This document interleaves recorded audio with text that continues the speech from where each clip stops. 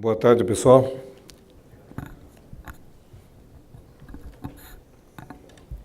Bom,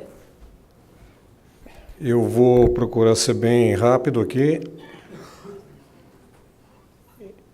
e transformar um assunto que é bem tranquilo, sossegado, né? Antenas, né?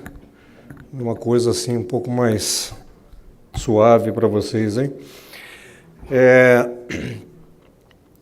Me foi pedido para discorrer um pouco aí sobre antenas aplicáveis a SFN e gap fillers, né?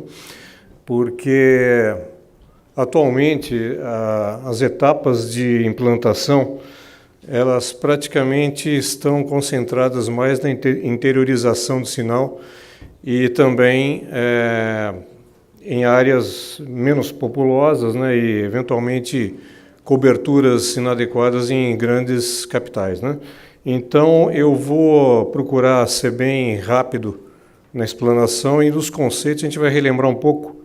A gente vai sair um pouco de RF, né, de propagação e sistemas radiantes, partir um pouco para modulação digital, porque são conceitos que tenho certeza que a maioria de vocês aqui já conhece, mas é sempre bom relembrar, né? Ok? Bom, como é que funciona isso aqui? É só clicar. Vamos ver aqui. Bom, a fase inicial da TV, da implantação da TV digital em 2007, né? Os sistemas eram bem complexos, antenas monstruosamente poderosas lá com alta potência, linhas de transmissão de alto calibre. As logísticas de implantação eram bem diferentes, né? Porque não raro tinham que estar em topo de prédio ou em locais bem complicados. Eram sistemas bem custosos, né? Exigiam reforços estruturais porque essas antenas eram bem pesadas e apresentavam resistência ao vento. Muitos de vocês, às vezes, se deparam com problemas desse tipo. Antenas nem sempre são tão pesadas, mas elas apresentam uma resistência ao vento muito forte. E isso causa torção na torre, que é muito pior do que um peso estático, ok? Bom, atualmente, as antenas já estão... A demanda de antenas já é um pouco diferente. Antenas mais leves são sistemas mais simples, não raro você não tem nem torre para instalar, né? Você chega numa prefeitura lá e você encontra uma situação bem divertida, né? E aí você tem que botar criatividade para funcionar. E, naturalmente, a instalação tem que ser muito rápida, simples e a custos extremamente atrativos.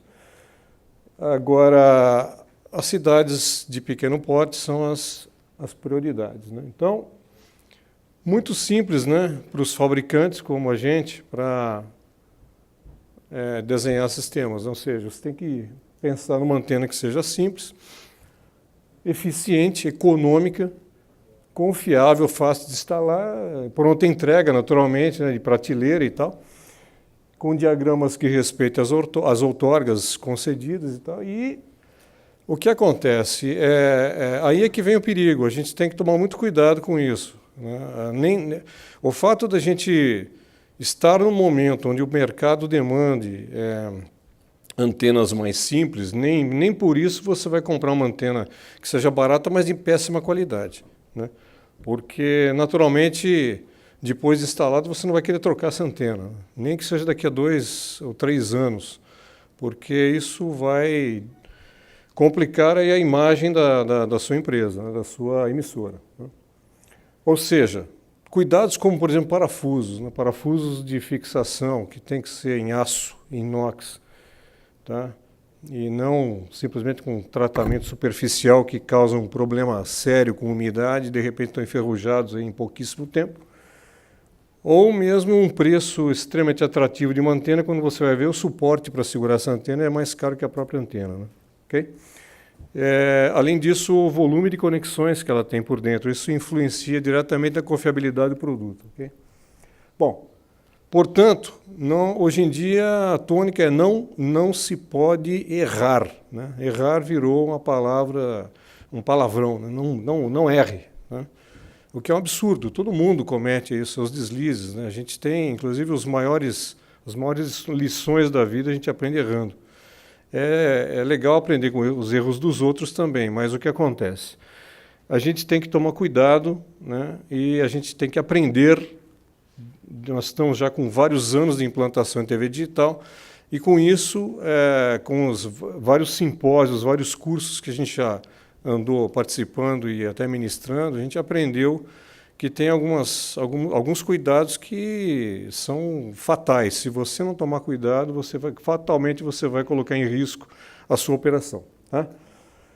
Naturalmente, o orçamento é sempre limitado, e o que acontece é que o switch off, a gente já viu uma série de palestras hoje de manhã, está cada vez chegando mais próximo e a gente tem que correr bastante. Né?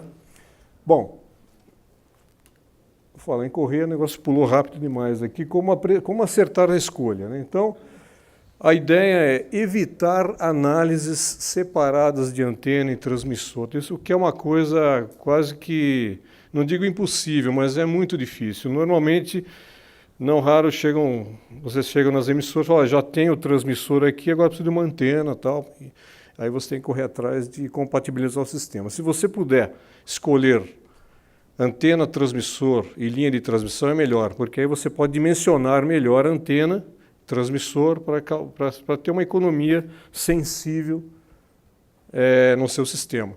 E aquela história de que a antena é a parte mais importante da emissora, isso não é verdade. Né? Na realidade, ela é o último elo entre a emissora e o telespectador. É de lá que vão sair os sinais até chegar nas residências, etc. Agora, o problema todo é o seguinte, se você tem um transmissor que não é de boa qualidade, ou se você tem uma instalação que não foi feita cuidadosamente, todo aquele trabalho, mesmo que você tenha uma antena excepcional, ele não vai ser frutífero. Né?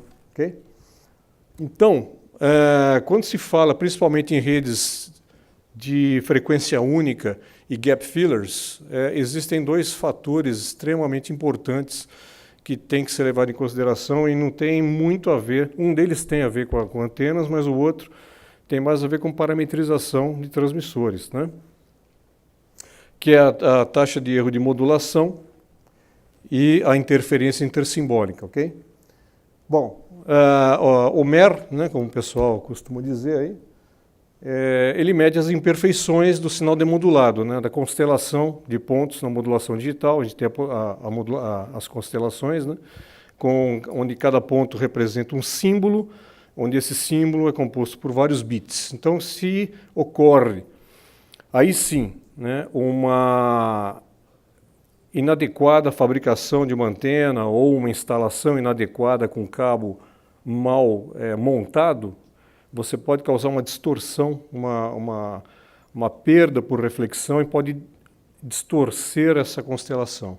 Pode fazer com que os pontos virem nuvens. Né? E aí, o que acontece? Você acaba estressando o código corretor de erro do sistema por um problema causado pela emissora e não pelos problemas de transmissão efetivamente. Tá? Em sistemas, então, operando dentro dos padrões, a gente procura ter uma taxa de modulação mais alta, a taxa de erro de modulação alta para ter uma boa qualidade de sistema, certo?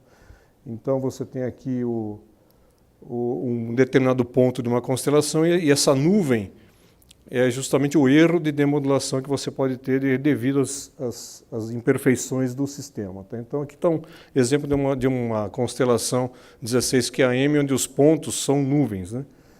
Causados por perda de retorno ruim e, eventualmente, uma não linearidade do sistema.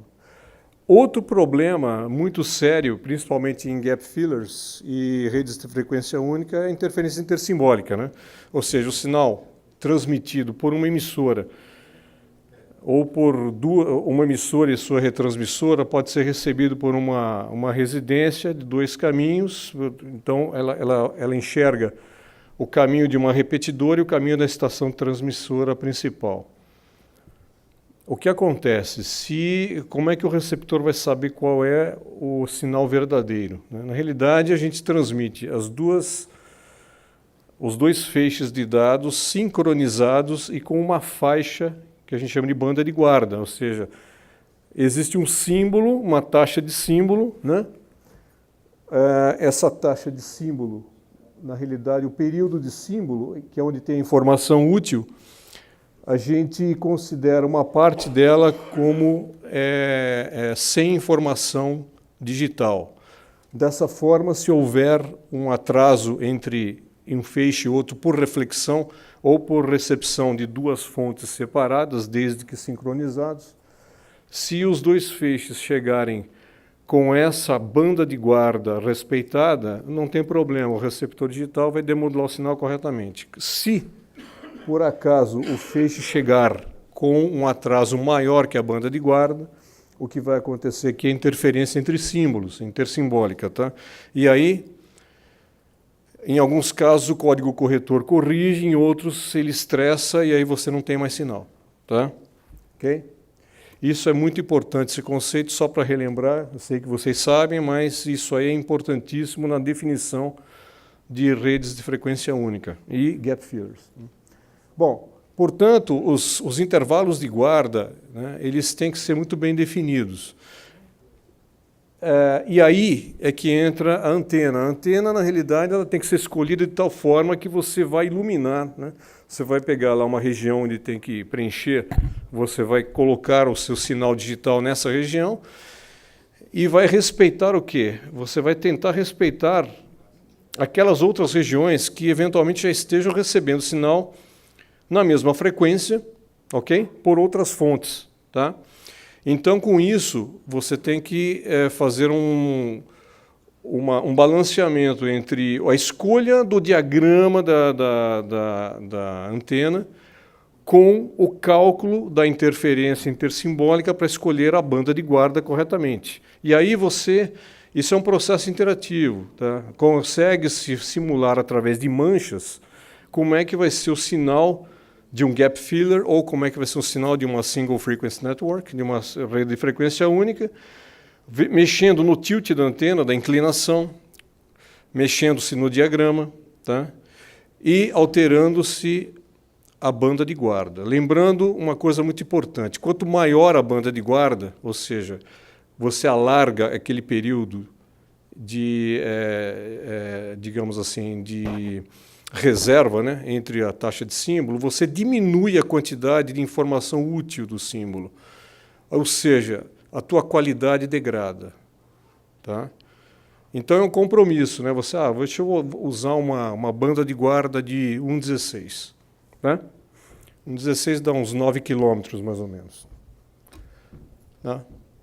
Ou 1/8, 17,5 km. Só que aí você vai baixando sua taxa de transmissão. Então, a tua imagem ela começa a já não ser aquela imagem maravilhosa que você, né, gostaria de transmitir. Então, é um compromisso. Escolha de antena, simulação de cobertura, porque a antena ela tem o diagrama, mas a cobertura é a função do diagrama com a geografia do local. E aí você vai simulando e vendo as manchas onde existe a intersecção dos sinais para verificar se naquele ponto a interferência intersimbólica ela está dentro da banda de guarda ou fora. Normalmente o que se faz? Se penaliza regiões pouco habitadas, né? Florestas, eventualmente lagos, tal, que se fala, pô, ali dificilmente vai ter uma recepção de TV. Se naquela floresta de repente virar um condomínio daqui a uns 4 ou 5 anos, a única alternativa que se tem é botar uma frequência diferente do que reparametrizar todo o sistema para pegar só aquela região, ok? Bom, quando se pensa em redes de frequência única, um single frequency network, a gente pode fazer por duas formas básicas, né? Ou por repetição, né? Ou por distribuição de conteúdo via satélite, por exemplo, como o próprio Lélio mencionou aqui na apresentação dele. Aliás, uma das redes acabou de entrar no ar hoje, né, Lélio? Então. O que acontece? Você pode transmitir o seu conteúdo via satélite e aí você pode se dar ao luxo, né, de colocar várias retransmissoras, até na mesma frequência, porque o sincronismo é praticamente garantido. Claro que as repetidoras elas têm que ter as estações transmissoras, tem que ter sincronismo com GPS, que é extremamente crítico, e você tem que ajustar o delay na transmissão. Tá? Mas é uma forma de você distribuir o teu sinal com uma rede de frequência única. Ou você pega uma amostra do sinal e você ilumina uma região onde você tem uma zona de sombra. Esse tipo de rede de frequência única, aí sim exige uma técnica bem mais elaborada. Você tem que usar antenas que sejam diretivas, tá? Para transmitir somente naquela região com baixo ganho na direção em que está vindo o sinal de amostra. E você tem que usar uma antena que vai captar esse sinal de amostra extremamente diretiva e também que tem isolamento da antena transmissora. Fácil, né? Tranquilo. O que acontece? Você praticamente não tem uma antena que só receba de um lado. Né? Mas uma antena painel é super legal, ela tem uma chapa de aço ou de alumínio, né? E praticamente ela não recebe. Praticamente ela não recebe nada, mas ela tem lóbulos laterais que ela pode pegar uma amostra de sinal. O que acontece? Ela realimenta. A estação transmissora tem uma potência muito mais alta e acaba realimentando. Então, uma rede de frequência única tem lá no seu transmissor o cancelador de eco, que serve exatamente para você pegar uma amostra e dar uma atenuada. Fala, bom, isso aqui é realimentação do meu próprio sinal, eu vou atenuar de 8 a 10 ou 12 dB, mais ou menos. Só que uma forma de você causar esse isolamento entre antenas é colocá-las em alturas diferentes. A altura da antena transmissora, de repente, mais alta, a receptora mais baixa. E aí você mexe no azimuth também dessas antenas para causar uma isolação adicional. Você pode conseguir com isso isolações da casa de 20 a 35 dB. Suficiente para fazer com que o seu gap filler funcione. Existem casos interessantes aí, nada como a criatividade e a engenharia, né? Houve um caso, por exemplo, que havia necessidade de ter praticamente um isolamento completo da recepção com a transmissão, tá? Porque, de repente, aquele gap filler não tinha um cancelador de eco bacana. Então, o que o pessoal fez? Colocou um tilt elétrico, né? Então, imagina um guarda-chuva fechando assim, esse é o feixe da antena transmitindo, com 5 graus. E aí pegou-se essa antena e deu-se um tilt positivo de 4 graus. Assim. Então, para a região que ela ia transmitir, ela tinha um tilt de 1 grau, que seria 5 menos 4. E para a parte de trás, ela enterrou o feixe em 9 graus. Praticamente, ela jogou o sinal no chão.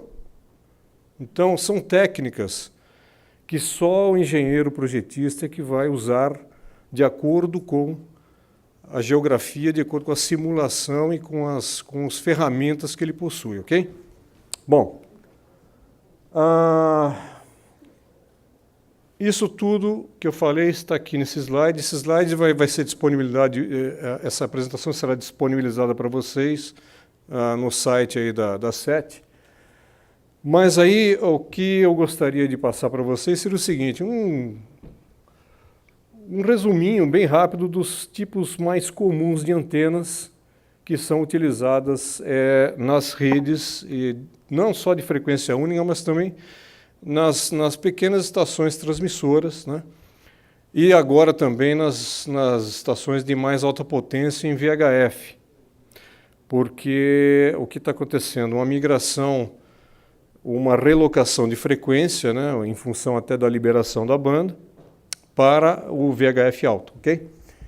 Vou contar agora com a ajuda do nosso colega aqui, você vai apontar no UHF e vai clicar ali, tá? Muito bem. Então, se a gente está pensando em antenas de UHF, a gente pensa o seguinte, qual é a largura de faixa dessa antena que eu vou precisar? Se é um canal, só se ela é monocanal, 6 MHz, ou se são 2 ou 3 ou 4 canais, que eu chamei de banda larga, tá?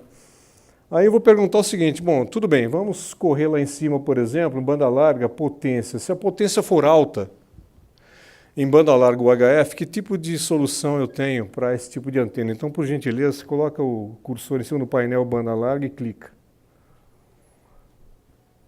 Então, são painéis desse tipo aqui, que nós estamos produzindo aí, aqui no Brasil. São painéis UHF,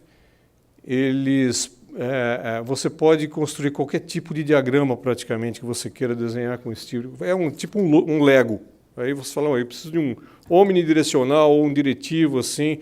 O ganho é obtido através do empilhamento desses painéis. E aí cada um deles é projetado para suportar até 1 kW RMS, ok? Digital. Então você vai agora posicionar naquela flechinha azul e clicar. Então voltamos ali. Bom, da mesma forma, se a minha potência não for tão alta e eu queira uma anteninha mais baratinha para, de repente, utilizar na minha rede no interior, eu posso usar uma log periódica. Você pode clicar em cima da log periódica ali, que seria uma antena de construção muito simples. A gente pode, inclusive, colocar um radome, uma proteção em fibra para garantir que o balão e todos os internos dela fiquem protegidos aí, para que ela opere uns 25 a 30 anos sem qualquer tipo de problema. Notem que o diagrama é extremamente diretivo, tá? Ou seja, essa é uma antena bacana para você fazer recepção ou transmissão, e também você pode compor o seu diagrama fazendo um conjunto de antenas dessa. É uma antena bem leve, inclusive. Tá? Você pode voltar lá então na flecha azul. Tá? Existe uma outra opção que nós temos ofertado também, que é uma Super Turnstile, que é Super Turnstile, vocês devem conhecer, super gravata borboleta, né? É aquela antena omnidirecional, tá? Que a gente chama de TFU. Se você clicar naquele verdinho ali, é uma antena que ela é um cilindro pesando aí menos de 20 quilos. Ela tem duas entradas, uma analógica e outra digital. Você pode operar com 2 canais do 14 ao 69 até 1 kW RMS, e ela opera em toda a faixa, extremamente leve, robusta. Só que ela só é omnidirecional. Tá? Então, isso é uma limitação construtiva. Ela não pode ser usada numa transmissão direcional, por exemplo. Se você tiver limitação, essa não é uma antena boa. Tá? Então, por gentileza, flecha azul. Agora voltamos para o lado de cá. Se a largura de banda for estreita, apenas um canal, ou seja, monocanal, e a potência for uma potência alta, a gente vai para as antenas tipo slot. Né? Então, se puder clicar ali na... A antena slot, na realidade, a slot é fenda, né? A fenda você pode construir de duas formas. Com um condutor interno, onde aí você conforma o seu diagrama, você faz o que você quiser com essa antena. Ela tem vários tipos de diagrama, onde a gente pode desenhar o diagrama de acordo com o que for necessário. A gente tem alguns tipos de diagrama padrão para esse tipo de antena. E o ganho vai depender do número de fendas que se coloque. Tem 2 tipos de antena que a gente fornece. A cilíndrica, que está do lado direito de vocês, que é uma antena bem mais leve, ela é mais barata, construtivamente ela é ótima para aplicação em interior de cidades, onde você tem torres bem simples, ou a do lado esquerdo, que suporta empilhamento. Você pode empilhar essas antenas. Tá? Já é uma construção mais robusta, e a etapa transmissora dela é uma cavidade, é uma caixa ressonante, onde lá dentro da caixa tem um condutor, e aí você faz com que a onda se irradie. Ela tem praticamente a mesma performance elétrica da direita, só que ela suporta empilhamento. Ok? Você pode voltar, né, então, com o azul. Se a potência for uma potência baixa, antena monocanal, a gente pode partir para essas 2 antenas, que é o dipolo meia onda, aqui do lado. Se puder clicar qualquer uma dessas bolinhas aqui do lado, vermelhas. Dipolo meia onda são dipolos, são 2 condutores dispostos numa base.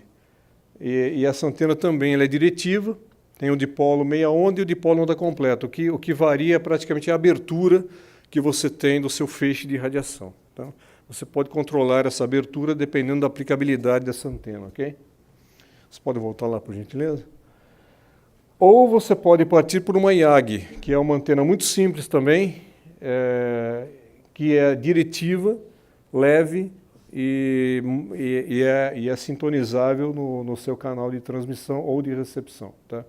Pode clicar em volta. Ou a slot cilíndrica, que é exatamente aquela slot do lado direito que eu já tinha mencionado para vocês. Ela é mais uma faixa estreita e feita para baixas potências. Tá? Então, dá para se construir essa antena de uma forma bem econômica. Ok? Por gentileza, vamos voltar então. E agora você clica naquela seta. Já para antenas em VHF, canal 7 ao 13, da mesma forma, se a largura de banda for acima de 2, 3 canais, nós temos a possibilidade de usar aquelas antenas Super Turnstile maiores, no lado direito, lá se você clicar naquela bola amarela lá, parte de cima, Super Turn, nós temos antenas desse tipo, tá?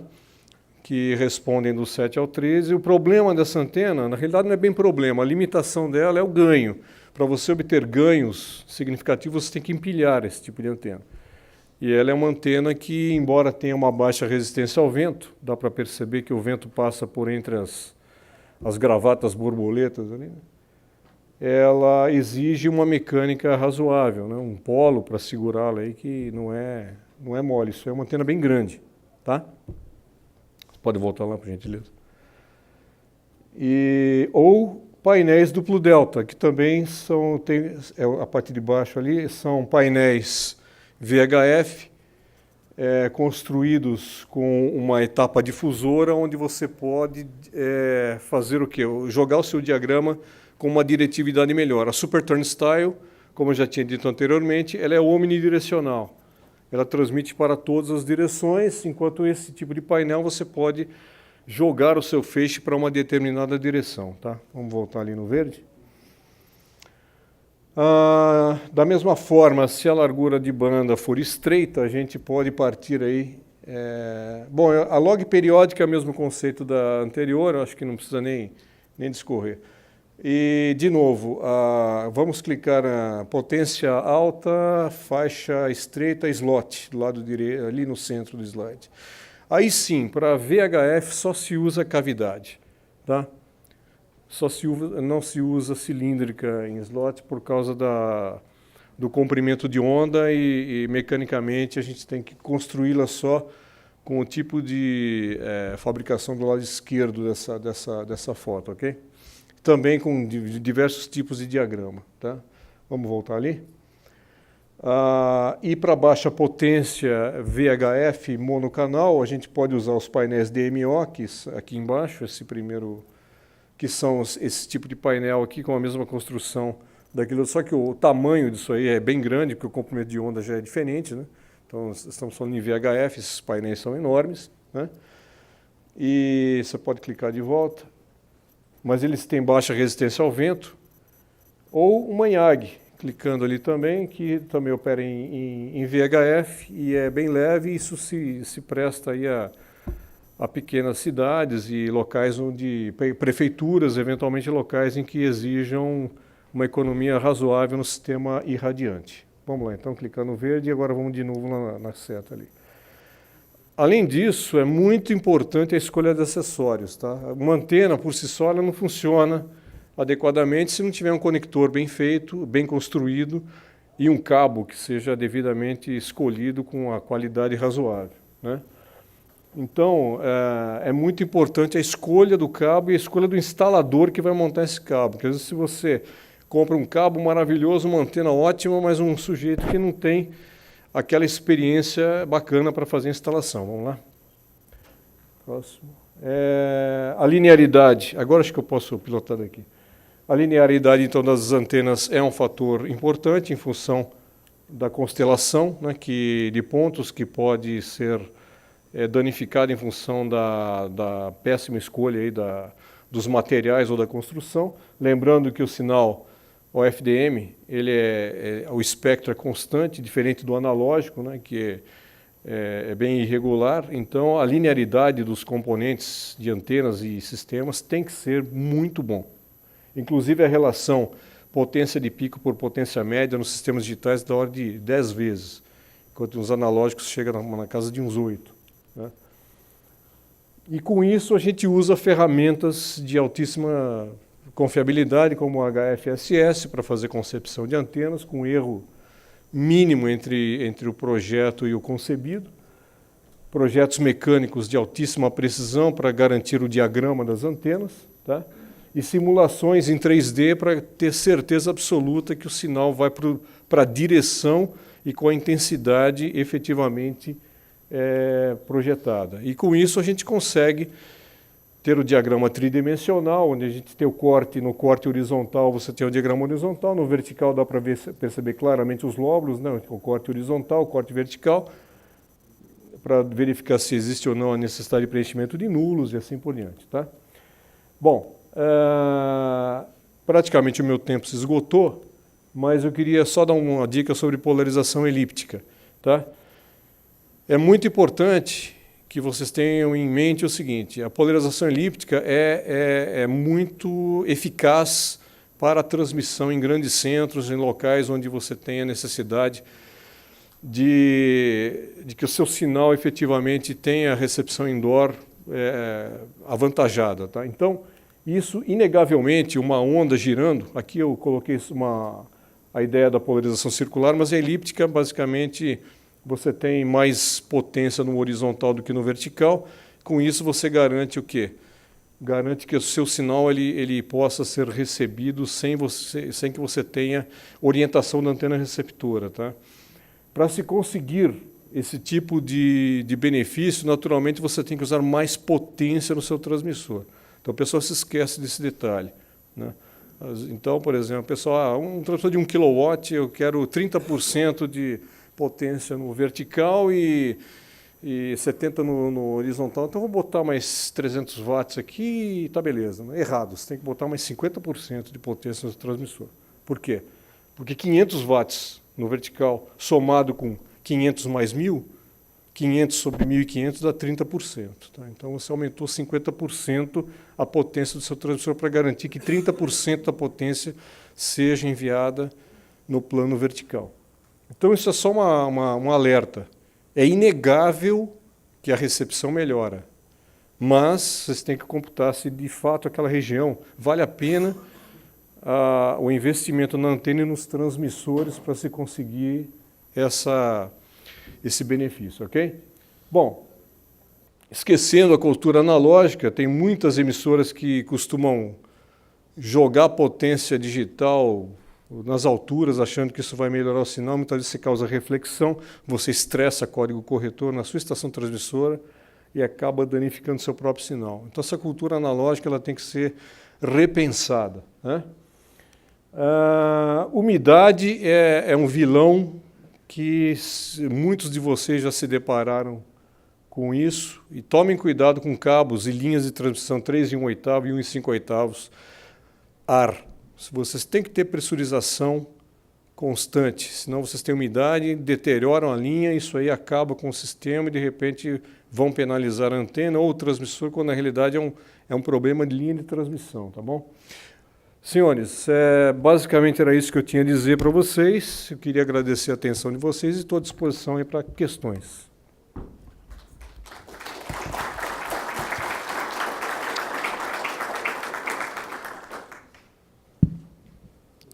Opa.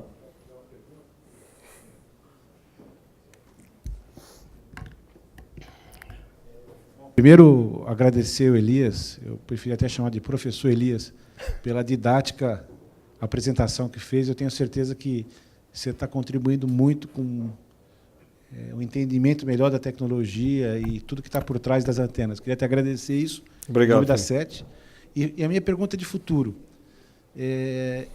Várias pessoas sérias que entendem de antenas e entendem de mercado já me disseram que o futuro da interiorização da TV digital e dos SFNs e da presença em pequenos centros, ela tende a ficar semelhante à operação do celular, espalhada, pulverizada, de menor potência e várias nos centros urbanos.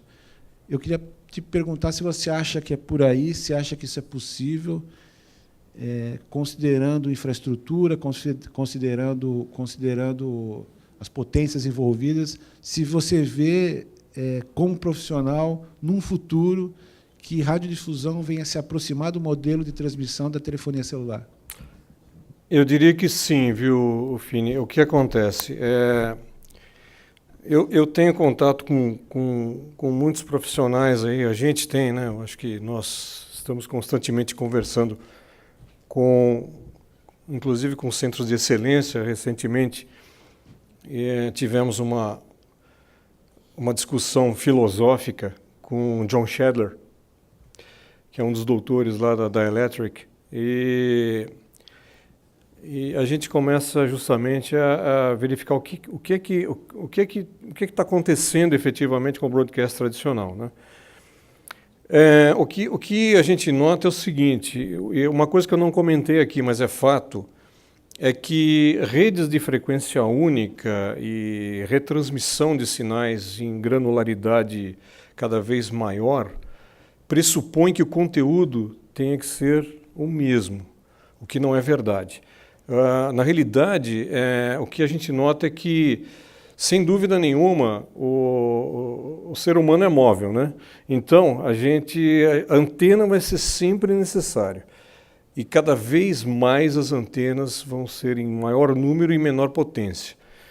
O que deve acontecer, de fato, é uma granularidade do conteúdo e uma distribuição gerenciada desse conteúdo para as pequenas células, e isso sim deve ser um futuro. Na realidade, creio que o broadcast do futuro deva se assemelhar a uma telefonia, no sentido dela distribuir mais rapidamente o conteúdo e não ter a dupla volta como tem a telefonia, né? Os pacotes indo e vindo. Então você vai ter que ter uma vantagem no sentido de distribuir mais rapidamente, mas sem dúvida isso deve acontecer, tá? Existem também alguns desenvolvimentos completamente futuristas em termos de antena, tá? Eu tenho até receio de passar isso para vocês, porque é uma coisa assim que nanotecnologia aplicada a antenas, tá? Você consegue imaginar um negócio desse? Um spray de antenas, né?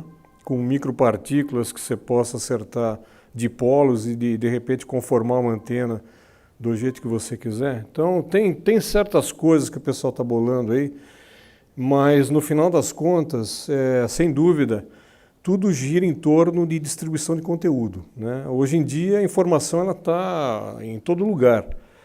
Só que o que acontece com as redes SFN hoje é que elas pressupõem que o conteúdo seja o mesmo, e isso não vai acontecer no futuro, porque a gente nota, você pega um tablet, qualquer telefone aí, quando você clica no buscador, você já recebe personalizado, de acordo com o teu perfil, aquilo que você está buscando, e a própria propaganda já está customizada para aquilo que o Fini gosta, entendeu?